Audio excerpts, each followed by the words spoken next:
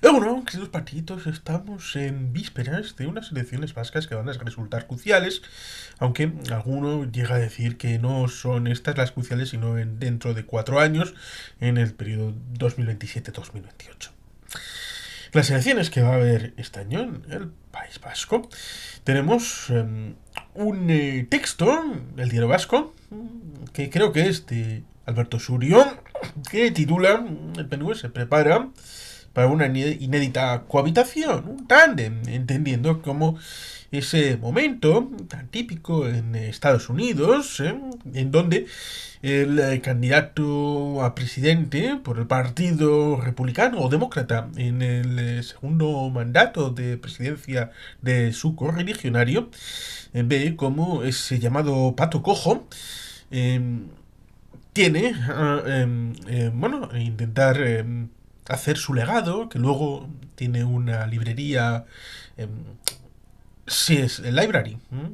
en cuanto a biblioteca presidencial, con un centro de estudios que va generando conocimiento para guardar y salvaguardar las esencias de la presidencia de esa administración. Es un estilo distinto. Alberto Surio, quizás llegas hasta aquí, deberías de entender que estás como personaje en mi novela Atentado a la Conjura de Geldo y que tendrías que leer y comentar en tu querido diario vasco. Pero bueno, esto es cosa tuya, querido señor Surio. La política es distinta en según qué circunstancias y en qué según entorno, porque evidentemente una concepción presidencialista es distinta de una parlamentaria, por más que, como diría el amigo Dani Catamas, el presidente, ya sea de una comunidad autónoma o del Estado, sobre todo pensando en una comunidad autónoma, aunque también puede ser en una alcaldía, el Estado español tiene el plus de ser el líder y por lo tanto cualquier organigrama que haya abajo depende de la presidencia, aunque sea un gobierno en minoría, aunque sea un gobierno con una presidencia con exiguo apoyo en el ámbito legislativo de la comunidad autónoma. Quien lo considere, ahí está la reflexión del amigo Cardama respecto a que la presidencia pueda ser mucho más importante de lo que la aritmética parlamentaria pueda establecer. En el País Vasco, la búsqueda de la democracia, de la autonomía, del autogobierno, como comentamos, estuvo en paralelo la construcción del nacionalismo vasco, desde Sabino Arana con el discurso de la Razabal, pasando por el momento en el que se establece ese pacto de 1902 con el primer candidato que podía tener alguna opción de lograr un escaño en el Congreso de los Diputados, pasando luego por el momento en el que se logra la alcaldía de Bilbao, luego en 1917 se logra la Diputación de Vizcaya y en 1918 se logra ya finalmente un grupo vasco en Madrid y se va articulando a la par que la situación en Bilbao y en otras alcaldías que se van logrando. Tenemos esa intentona de un hecho autonómico en la época de Aburto, Sota y Aburto, de la Diputación de Vizcaya en 1917-1919. Luego tenemos otros intentos, evidentemente la Segunda República, el Estatuto de Estella, el de las gestoras, y evidentemente no se pudo establecer un parlamento vasco en aquel momento, sí un gobierno vasco, sí un Lehendakari, y evidentemente desde ese punto tenemos que transitar. ¿En dónde? Evidentemente el primer Endacari fallece en 1960, en marzo, en París. Es enterrado en Donibari Lochun, en el País Vasco, en el País Vasco francés. Comentábamos la última vez que estuvimos allí, el último Santo Tomás, con el Endacari, diciendo que resulta bien curioso aquel dicho que se solía decir en el país de que Euskadi tiene suerte porque es como una casa a dos aguas, donde si una parte se quema te puedes refugiar en la otra parte. Ya, una parte española y una parte francesa. ¡Qué alegría! Sí, qué alegría. Ser vasco con guión. ¿Qué es lo que pasa precisamente en los Estados Unidos? Como decía al principio, con los estadounidenses con guión, que a veces son represaliados en la mente de algunos como no auténticos estadounidenses, porque son italo-estadounidenses, escoceses-estadounidenses, japoneses-estadounidenses. Y esto es una jodienda. Pero bueno, vamos a dejar a Lehendakari en su residencia definitiva, en Onival y Luchun, para entender cuando fallece. Evidentemente no hay ninguna disposición para la renovación, hasta el punto de que Tarradellas dijo que el mejor elemento de sucesión era la disolución completa del gobierno vasco. Sí, le queremos mucho a Tarradellas en el País Vasco, muchísimo. Y por tanto, a pesar de que ya era viceministro el señor Leizaola, se pensó que podía ser buena idea poner al señor Landaburu de Lehendakari. Landaburu fallecería en 1963. Evidentemente nos hubiera gustado que durara mucho más. Con lo cual, haber puesto a alguien como Landaburu, Francisco Javier de Landaburu, autor de La causa del pueblo vasco, un libro esencial para leer, habría sido un Lehendakari que hubiera durado poco. Leizaola durará entre el año 60 y el año 80, cuando evidentemente puede dar la transmisión después del acto de diciembre del 79 en San Mamés, cuando vuelve del exilio entregando a Garaikoetxea las llaves de la calle Rusinger, donde estaba la representación del gobierno vasco en la Ciudad de la Luz. Esa transmisión de poderes se produce de una manera casual, curiosa, circunstancial, en tanto en cuanto para el gobierno de España se han establecido los consejos preautonómicos en la idea precisamente de Tarradellas de aterrizar que tiene Suárez respecto a este hecho, en tanto en cuanto le dan la Diputación de Barcelona como elemento para aterrizaje formal de una Generalitat etérea, fantasmagórica, que no tenía sustento en la tierra. En el ámbito vasco es distinto. La preautonomía viene a sustentar una formulación que parecida a la catalana, pero establece una vinculación distinta, simplemente de relleno de un hueco a la espera del retorno del gobierno vasco, que se ejemplifica con la búsqueda del estatuto que luego, a través de ese acto de diciembre del 80, sí habrá unas elecciones en marzo del 80, en diciembre del 79, para las elecciones de marzo del 80, al Parlamento Vasco. Y habrá un primer Parlamento Vasco, porque, evidentemente, cualquier vinculación de un sistema parlamentario, el gobierno depende del Parlamento, y por eso se da esa circunstancia de que el gobierno, en lo que son las escaleras, en la parte de abajo, siempre con los parlamentarios arriba, que son los que ejercen el control del gobierno y del presidente, es decir, del Lehendakari. Por tanto, ahí, en el siguiente escalón, entre Leizaola y Garaikoetxea, hay una situación en donde, evidentemente, el Lehendakari Sarra lo era, y el Lehendakari, que entonces había sido sucedido en el ámbito de la presidencia del Consejo Preautonómico Vasco, al señor Rubial, que perdió por un voto, el señor Ajuria Guerra, que habría resultado curioso esa especie de bicefalia, lo institucional, como era el gobierno vasco en el exilio de Leizaola, y el posible presidente del Consejo General Vasco, como habría sido el señor Ajuria Guerra, que sin duda alguna se lo merecía. Moriría en agosto del 78. Eso evidentemente también es triste. Y está el libro de Eugenio Ibarzábal, Ajuria Guerra, el hermano mayor. Una lectura imprescindible para que todo aquel que quiera conocer el Partido Nacionalista Vasco. Imprescindible. No puedo ahorrar calificativos para decir lo necesario que es la lectura de ese libro. De ahí, evidentemente, partimos al momento de diciembre del 84, en donde Garaikoetxea decide dimitir. Y por tanto, en ese momento en el que hay un interín, porque evidentemente hay que convocar la sesión oportuna del Parlamento Vasco para la investidura de un nuevo candidato, el Lehendakari saliente evidentemente está terminando, porque fueron unas semanas donde el Lehendakari dimitido seguía en funciones y el siguiente lehendakari candidato, que era el señor José Antonio Ardanza Garro, fue elegido en febrero del año 85 por el Parlamento Vasco,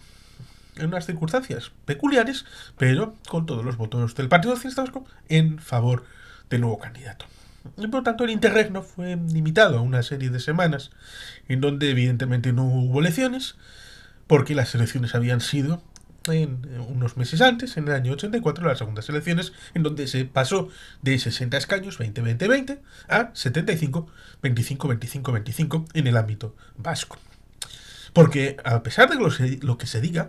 no es la ley de territorios históricos la que establece la igualdad de escaños por los territorios, sino es el Estatuto de Autonomía que establece que los territorios históricos tendrán igual número de escaños en el Parlamento Vasco. Algo que a veces detrae importancia a la verdad. Y la verdad es que si alguien quisiera hacer el cambio para algo que sin duda beneficiaría al Partido Nacionalista Vasco respecto a esos posibles 40 escaños de 75 que tendría Vizcaya, 40-42 tal vez, pues evidentemente esa igualdad autolimitante del potencial de escaños en el Parlamento Vasco por el Partido Nacionalista Vasco es una situación ideológica, identitaria, que tiene que ver con una visión confederal interna del país. Por tanto, a veces cuando se echan las campanas al vuelo respecto a la culpabilidad de la LTH de 1983 respecto a según qué cosas, hay que mirar la mirada, valga la redundancia, atrás, más atrás, al propio estatuto. Pero bueno, Ardanza fue el lehendakari del año 85 hasta el año 99, hasta el día 2 de enero del año 99. Si bien es cierto que lo hemos comentado alguna vez, no está de más recalcar el hecho de que Ardanza quería estar 10 años como lehendakari. Solo 10 años. Es decir, cuando se fue a unas elecciones en el año 94, no quería volver a ser el candidato y quería dejarlo, pero del partido le dijeron que no era buena idea dejarlo exactamente en ese punto. Hay quien dirá, es que se tenía miedo a la suma de Euskadi Ezkerra con el Partido Socialista, que habían ganado las elecciones generales en el año 93 en el País Vasco, y que, bueno, que entonces era una situación complicada para poner un candidato nuevo, no fogueado, ya a saber quién iba a ser, las derivadas en diferido de la escisión de Carlos Garaikoetxea y Eusko Alkartasuna en el año 86. Por tanto, era una circunstancia en la que obligaron a Lehendakari Ardanza a continuar sin ningún tipo de miramientos durante 4 años más, pero Lehendakari Ardanza cometió un elemento que podemos poner en la sordina respecto a este texto del señor Surio, en tanto en cuanto dijo, sí, pero voy a nombrar a un heredero, alguien que sea vicelehendakari y que sea, durante estos 4 años, aquel que recoja el testigo, la antorcha de la lehendakaricha al término del mandato. Es decir, que durante esos 4 años se vendría a suceder algo similar conceptualmente a lo que hemos comentado que pasaba en Estados Unidos, con la diferencia que evidentemente en Estados Unidos cuando pasa algo parecido bueno, pues se ve de manera distinta. En el País Vasco no creo que nadie viera al Lehendakari como un pato cojo en ningún momento, ni siquiera en el momento de las elecciones del año 98, después del plan Ardanza, que quiero romper una lanza por los que redactaron aquello, porque fue un intento honesto de tratar de alcanzar algo distinto a lo que se había convertido el acuerdo de Junera, y que evidentemente nadie veía exactamente al señor Juan José Ibarretxe Marcuartu como el lehendakari inspector, ni siquiera como candidato, sino como el vicelehendakari, el segundo de un gobierno vasco de coalición tripartito entre el Partido Nacionalista Vasco, Partido Socialista de Euskadi y Eusko Alkartasuna, entre el año 95 y el año 99. Por tanto, mirado desde otro punto de vista, tenemos ahí un pato cojo durante 4 años, un lehendakari que va a dejar de serlo, por decisión propia, que ha acordado con el partido en una caravana en Utaibay en el año 94, acordaron Arzayus, el propio Ardanza y el señor Ibarretxe, que este chico de aquí va a ser el que sea vice-Lehendakari durante 4 años para ser luego el candidato al Lehendakari del Partido Nacionalista Vasco. Evidentemente, durante esos años 10, desde el año 99 hasta mayo del año 2009, evidentemente el candidato que cogió peso, cogió empaque, cogió las emociones y las transformó en racionalidad en el ámbito vasco, como fue el señor Lehendakari Juan José Ibarretxe Marc IV, pues evidentemente llegamos al año 99 en un momento de crisis por la situación de la tregua, que iba a ser de 4 meses, pero duró 16, gracias al PNV y a Euskal Alkartasuna, pero se rompe. Y el teniente coronel Pedro Antonio Blanco fue asesinado vilmente en enero del año 2000, y a partir de ahí fueron muchos más, llegando a las elecciones del 13 de mayo del año 2001. Fueron unos mandatos complicados y tenemos varios vídeos sobre este asunto, sobre el tema del llamado Plan Ibarretxe, el tema de la consulta, el tema de la paz. Es algo que es memoria histórica del país y se fue muy injusto con el señor Ibarretxe, se fue muy injusto con el Partido Nacionalista Vasco en aquel momento, y cuando llega el año 2009, algo que ya había puesto el señor José Bono en su diario y en un libro de memorias lo extrapola, la idea de quitar al Partido Nacionalista Vasco de las instituciones, especialmente del gobierno vasco, cosa que habían intentado en el 2001, pero hacerlo perfeccionado, es decir, no liderado por el PP, sino liderado por el PSOE. Y esto se lo dijo el señor Zapatero en la casa de Pedro J. en Baleares, en agosto del 2004. Cuando se pudo hacer la operación fue en el año 2009, cuando aquello que dijo el señor Basagoiti, de quien ponía y quitaba lehendakaris. Nunca sabremos, porque quien ganó las elecciones fue el Partido Nacionalista Vasco con 30 escaños, 5 escaños más que el Partido Socialista y 80.000 votos más que el Partido Socialista. Nunca sabremos si habría habido la posibilidad de que ese nuevo gobierno hipotético del señor Ibarretxe en el año 2009 hubiera incorporado un vice-lehendakari distinto, o la propia Zenarruzabeitia hubiera sido la primera lehendakari del país. Puede que en esa legislatura, a mitad de legislatura, hubiera aguantado el señor Ibarretxe la legislatura hasta el 2013, y entonces hubiera dado el relevo a la señora Zenarruzabeitia o a otra persona, siguiendo los pasos de su predecesor, el señor Ardanza. Evidentemente todos sabemos que en ese momento dejó de haber lehendakari, hubo un interregno de sede vacante, hasta el momento en el que entonces era el presidente del Euskadi Batzar, como era el señor Iñigo Urkullu Renteria, asumió el reto de recuperar para el país la lehendakaritza, y el Palacio de Ajurianea volverá a ser ocupado por personas comprometidas por el país y con un lehendakari. Eso evidentemente tenía un final. En algún momento estaba claro que podía ser el hecho de que terminara y que llegara al final, con todos los procelosos momentos de la vida política de las instituciones de los países. Podía haber pasado, como hemos sugerido, que podía haber ocurrido en el mandato de Ibarretxe de 2009 en adelante, lo mismo que pasó en ese mandato del 95 al 99 con el señor Ardanza y Ibarretxe. Podría haberse dado esta circunstancia si, por ejemplo, el señor Erkoreka hubiera sido el candidato a lehendakari del gobierno vasco en estas elecciones de 2024, o si para este final de mandato o para esta época, pues hubieran puesto, en este caso el candidato va a ser el señor Pradales. Si el señor Pradales hubiera sido vicelehendakari o miembro del gobierno vasco, entonces habríamos tenido una situación repetida más o menos parecida. Se ha querido establecer la continuidad de su trabajo en la Diputación Foral de Vizcaya,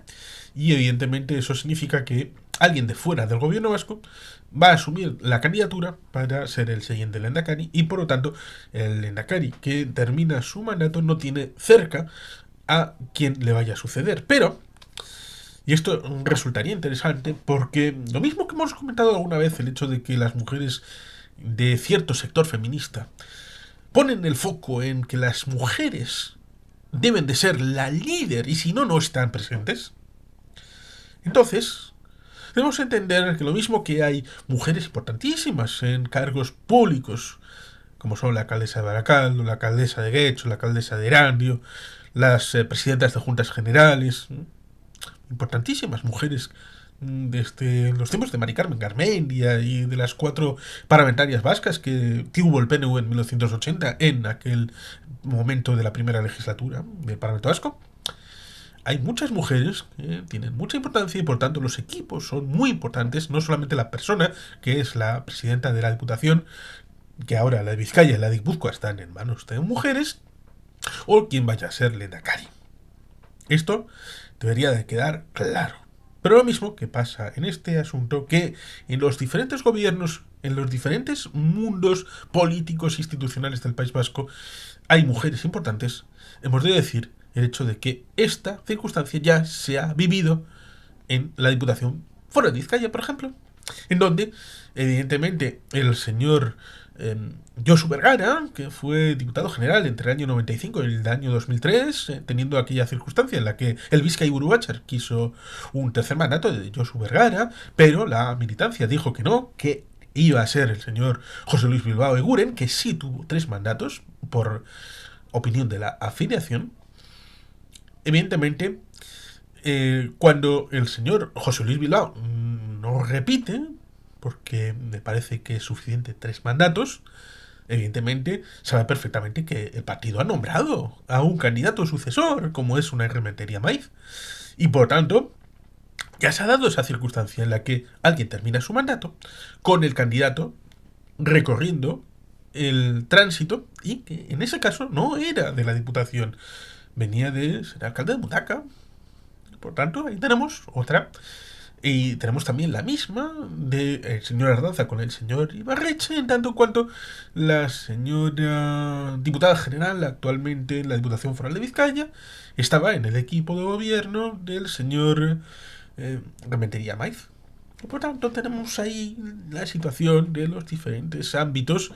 en donde hay interregnos, no interregnos, gente que viene a ocupar la candidatura cuando es desde dentro, desde fuera. Sin duda, para los politólogos y para aquellos que nos gustan series como por ejemplo La Hostia de la Casa Blanca, hay otros que les gusta House of Cards y otros hablan de Borgen. Bueno, pues para esto, pues evidentemente puede dar para hacer un articulito, para hacer una historia, una trama, pero evidentemente lo importante,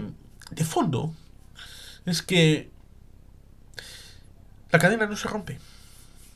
Es decir, la responsabilidad histórica de los diferentes responsables, valga la redundancia, de las instituciones, las que se han podido ir generando y recuperando,